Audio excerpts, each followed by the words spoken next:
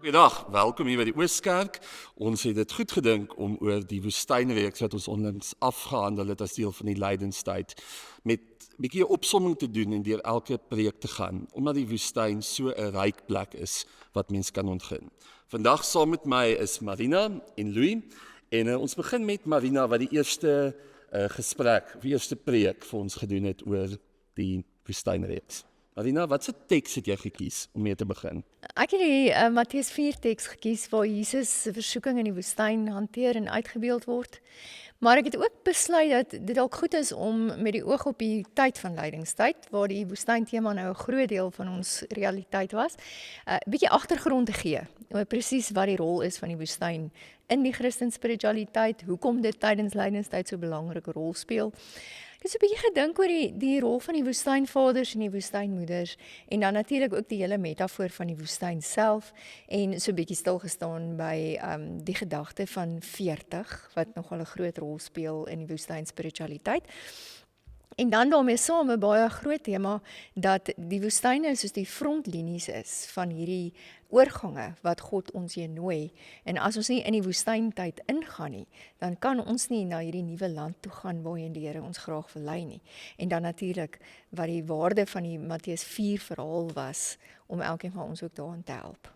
Louis, jy het nou nie self die preek gegee nie, maar jy het ook tyd spandeer saam met die teks en met wat Marina gedeel het. Wat van Matteus, in spesifiek wat sy oor gepraat het tot jou gespreek? Ek dink die klem wat Marina gelê het op die voorbereiding wat die woestyn en die Here se latere bediening en lewe gedoen het, was nogal vir my interessant. Dit sluit baie nou aan by Gestalt sielkunde se onvoltooidhede. Partykeer druk jy goed wat jy nie in die oë wil kyk en druk jy baie diep weg. Maar al is jy onbewus daarvan, dan steek dit kop uit, jy weet, in omstandighede wat dan nou amper dieselfde is waarin jy die pyn of die trauma opgedoen het. En die woestyn, soos wat Marina dit verduidelik het, was 'n plek waar jy gekonfronteer word met daai onvoltooidhede, sodat dit nie later jou lewe, jy weet, kniehalter nie. En die verhaal van die Here wat eintlik deur die woestyn was, voordat hy met die versoekinge gewerk het, en so, die was vir my mooi. Ek sal miskien een gedagte nog bysit. Daar was 'n middeleeuse kontemplatiewe teoloog, Madame Jean Guyon, en sy het baie keer gesê die Here doen dit as prins, nee, hy versteek homself so 'n bietjie, sodat jy geestelik op jou tone kan staan, maar ook kan weet wat lê verskuil in jou binnekant, dat jy daarmee kan klaarmaak. So, dit is wat die waarde van daai preek nogal vir my was. Marina, as mens dit sien as 'n hele reeks, en jy was nou eintlik die openingsdans geweest, wat het jy gehoop hoor die lidmate aan die einde van die eerste preek? Met wat wou julle gelos het as die begin vir die res van die reeks? Waarskynlik 'n hele paar goed, Gielie. Ek dink een van die eerste goed was dat mense sou besef, die woestyn is nie 'n plek waarvoor ons hoef bang te wees nie. Ek dink die oomblik wanneer ons praat oor woestyn, dan is die meeste van ons skram ons so 'n bietjie weg, want 'n woestyn klink soos 'n onherbergsame plek. En ek dink dit is ook so, maar die meeste van ons skram weg van woestynervarings in ons lewe. Ons is nie so oop daarvoor nie. So ek het gehoop dat mense sal besef dat woestyn eintlik 'n geweldige ryk spiritualiteit het en dat die Here mense op 'n besondere manier binne in daai spiritualiteit ontmoet. So dit was die eerste. En dan 'n ding wat Louis ook nou aangeraak het, is dat 'n mens besef dat die spiritualiteit van die woestyn wil jou eintlik voorberei vir iets nuuts wat kom. En as jy wegskram van woestyntye in jou lewe en nie oop is vir dit wat die spiritualiteit van die woestyn in jou wil doen nie, dan bied jy eintlik weerstand vir waarheen die Here met jou op pad is. Louis, as hy dit sê, dan klink dit wonderlik en maklik en lineair en jy moet net die volgende stap neem. Maar vir iemand wat dalk deur 'n moeilike tyd gaan, of vasgevang voel in 'n oomblik en nie bereid is om hy laaste tree te gee nie, is die woestyn nie 'n aantreklike plek nie, want dit is konfronterend. Hoe hanteer mens dit? Ek dink is 'n brutale stuk werklikheid, nê. Marina se preek het 'n mens, het sy dit eintlik pertinent ook gesê, jy kan probeer om dit te vermy, maar dit gaan jou ergens gaan dit jou inhaal. So ek dink wat die verhale in die Bybel probeer doen is om vir jou te sê, doen eerder 'n doelgerigte stap in daai rigting.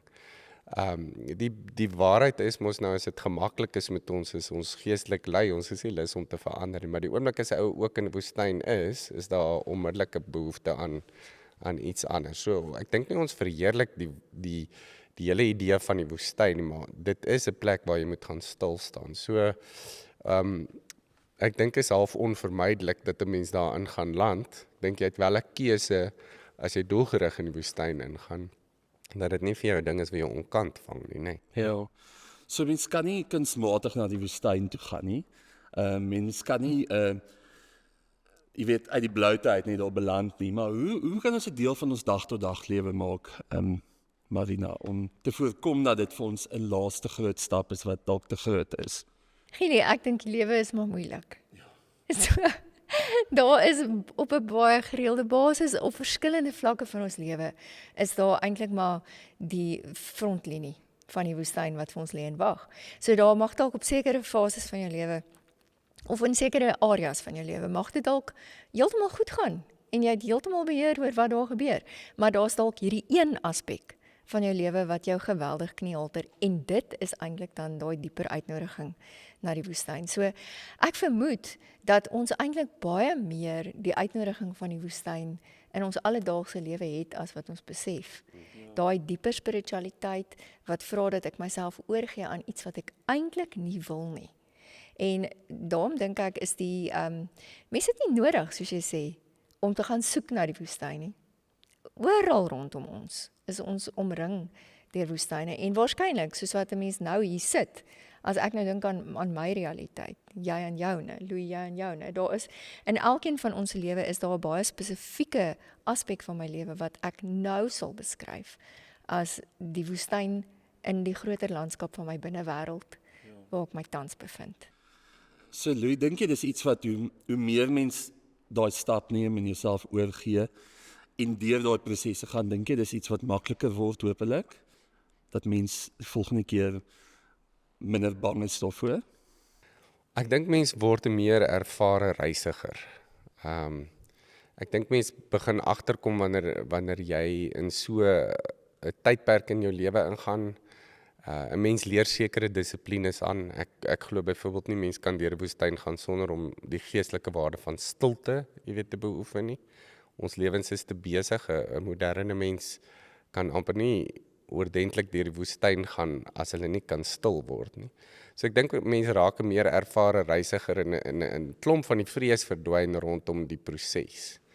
Maar elke woestyn is sy eie ding.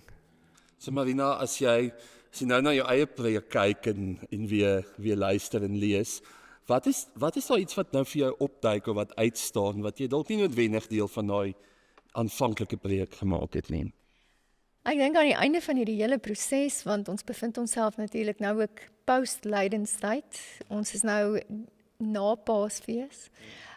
Dink ek is een van die goed wat my persoonlik die meeste bybly, is dat God ons konstante metgesel is in die woestyn. En dis hoekom ek nie nodig het om bang te wees vir die woestyn nie, want God is 'n liefdevolle teenwoordigheid.